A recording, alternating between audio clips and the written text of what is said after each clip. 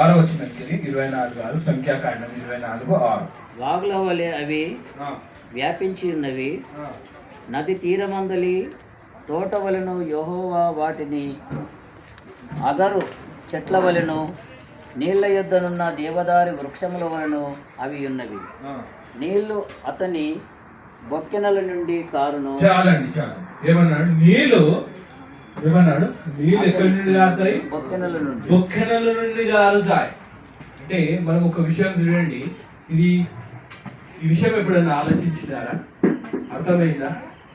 బొక్కెల నుండి కారుతాయి. ఎప్పుడు? అది యేసుక్రీస్తు మరణించినప్పుడు ఎక్కడికి వెళ్ళి అక్కడికి వెళ్ళే గారేది. ఇక్కడ చూస్తే నీళ్ళు అన్నది ఇక్కడ చూడండి ప్రియులారా, నీళ్ళు అనేది కూడా ఇక్కడ చూస్తే మరి ప్రాముఖ్యం, నీళ్ళకు కూడా ఒక ప్రాముఖ్యత ఉంది. ఆదికాండ గ్రంథంలోనే అన్నాడు, దేవుని ఆత్మ ఎక్కడ అల్లాడుచున్నది? జలముల పైన అల్లాడుచున్నది అని అన్నాడు. జలముల పైన జలాలు అనేది కూడా ప్రాముఖ్యమై ఉంటున్నది. అది దేవుని ఆత్మ అంటున్నది, దేవుని ఆత్మ.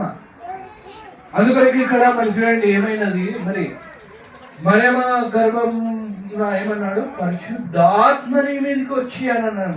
అందుకొరకే పరిశుద్ధాత్మ నీ మీదకి వచ్చి నువ్వు గర్భవతి అయినావు అని అన్నాడు. పాత నిబంధన గ్రంథం అనేది కూడా చాలా అర్థం చేసుకోవాలి.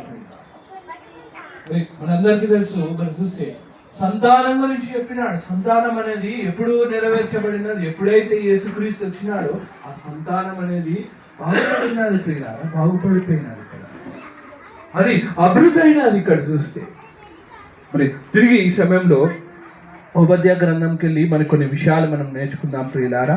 నేను అనుకుంటున్నాను మంచిగా శ్రద్ధగా వింటున్నారని కూడా నేను ఆశిస్తున్నాను.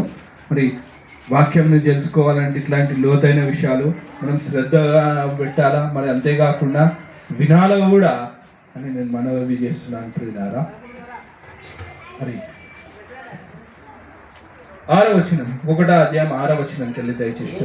సంతతి వారి సొమ్ము సోదా చూడబడును, వారు దాచిపెట్టిన ధనమంతయు పట్టబడును. నీతో నిబంధన చేసిన వారు నిన్ను తమ సరిహద్దులకు పంపివేయుదురు. నీతో సమాధానముగా ఉన్నవారు నిన్ను మోసపుచ్చి నీకు బలత్కారము చేయుదురు. వారు నీ అన్నము తిని నీ కొరకు ఉరియొడ్డుదురు. ఏదోమునకు వివేచన లేకపోయెను. ఆ దినమందు ఏశావు పర్వతములలో వివేచన లేకపోఉన్నట్లు ఏదోములో నుండి జ్ఞానులను నాశనం చేస్తును. ఇదే యెహోవా వాక్కు. దేమాను నీ బలాఢ్యులు విస్మయమగుదురు. అందువలన ఏశావు యొక్క పర్వత నివాసులందరూ మత్తులై నిర్మూలమగుదురు. నీ సహోదరులైన యాకోబు సంతతికి నీవు చేసిన బలత్కారమును బట్టి నీవు ఆయనను అవమానము నొందుదు. ఇక నిన్నెన్నటికీ లేకుండా నీవు నిర్మూలము చేయుదువు. నీవు పగవాడువై నిలిచిన దినమందు పరదేశులు వారి ఆస్తిని పట్టుకొని పోయి దినమందు అన్యులు వారు గుమ్మములలోనికి చొరబడి యెరూషలేము మీద చీట్లు వేసిన దినమందు నీవును వారితో కలిసి కొంటివి గదా. నీ సహోదరుని శ్రమానుభవమును చూచి నీవు ఆనందమంది తెగదు. యూదా వారి నాశనము దినమున వారి స్థితిని చూసి నీవు సంతోషింపతగదు.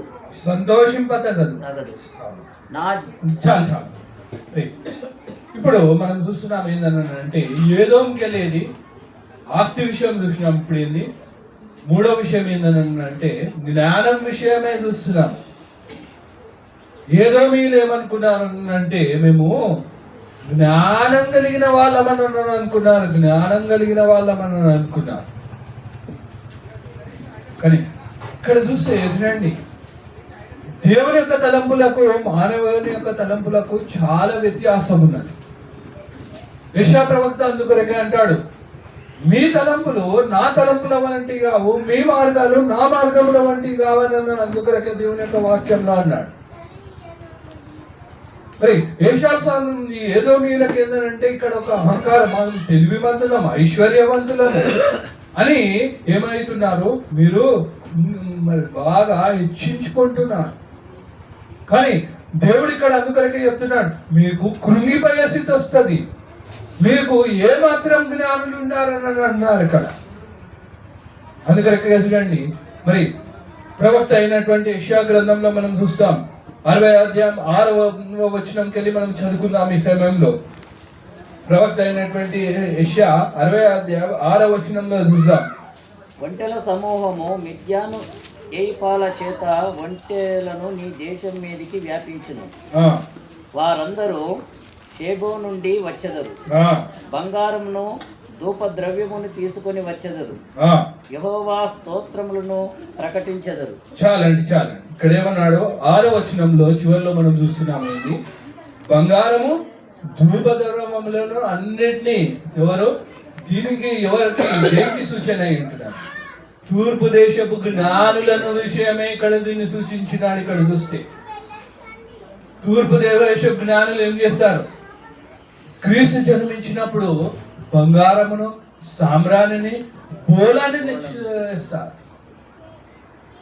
ఇవన్నీ చూడండి, పాత నిబంధన గ్రంథంలో ఏవైతున్నాయో అన్ని నెరవేర్చబడుతున్నాయి ప్రియులారా.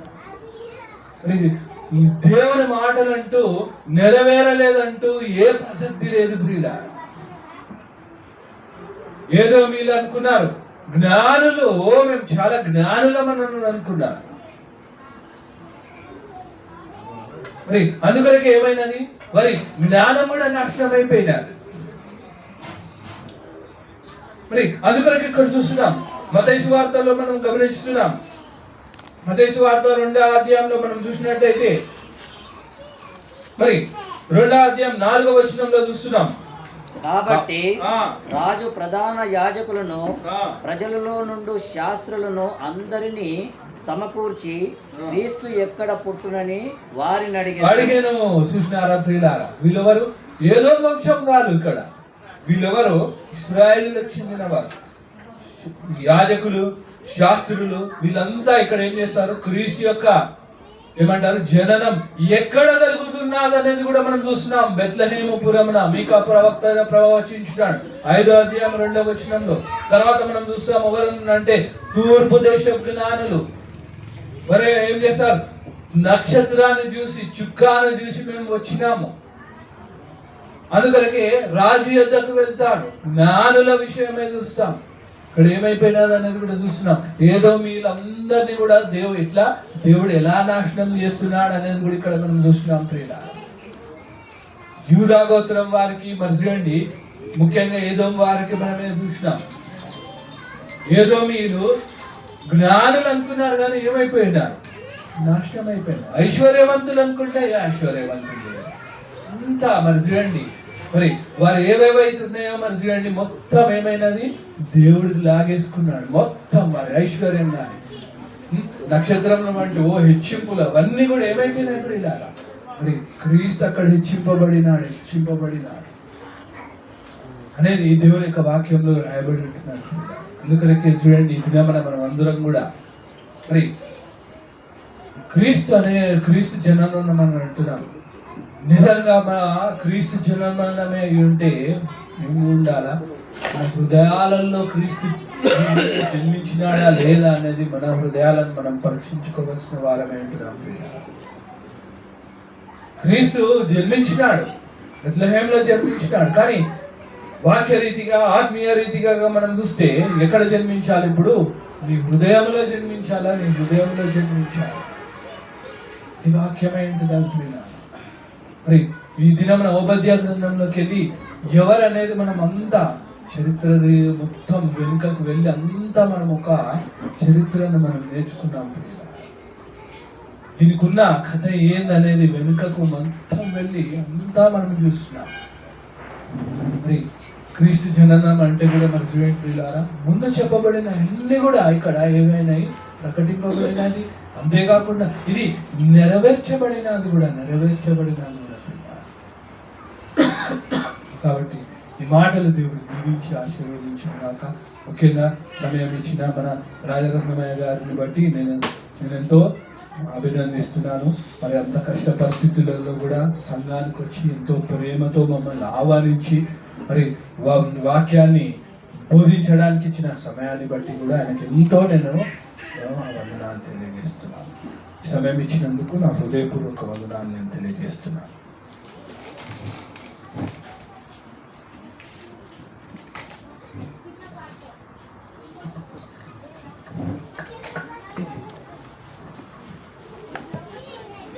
ఇంతవరకు మనము చక్కని వాక్యమును మనం షాప్ ద్వారా సందేశం విన్నాం.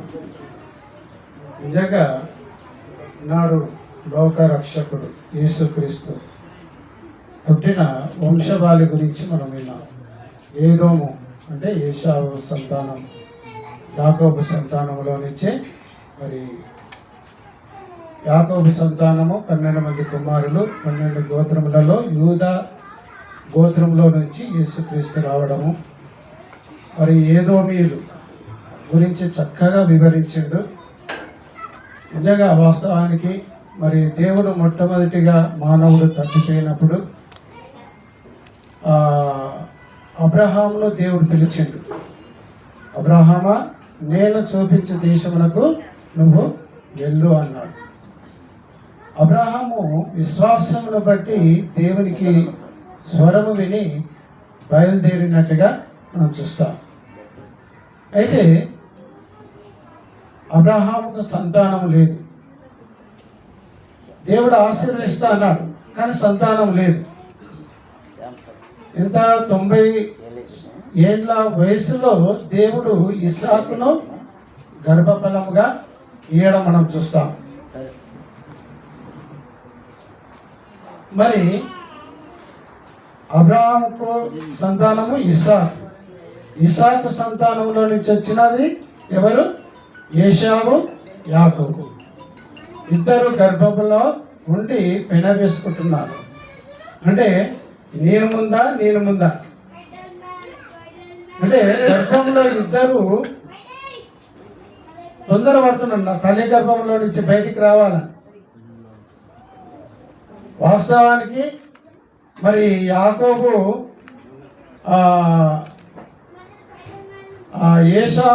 యాకోబు యొక్క మడిమెను